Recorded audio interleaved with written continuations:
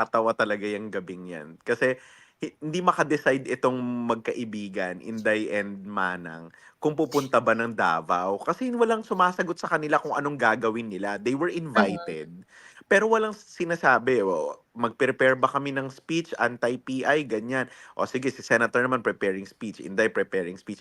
Pagdating doon, pala silang moment. So, so ano lang sila, sabi ko sa kanilang dalawa, so ang ganap nyo doon is only 10%. Sabi naman ni Senator Amy, anong 10%? Audience impact lang kayo, Senator. 10%. 10%. Sabi, eh, ganun talaga tingin nila, no? Alam mo, yan ang ikababagsak nila eh. Number one, iniisip nilang kaya sila nanalo last election ay dahil sa sarili nila. Lakas na lakas sila sa sarili nila. Kung sinabayan nila tong Davao na to, ito ay isang indikasyon na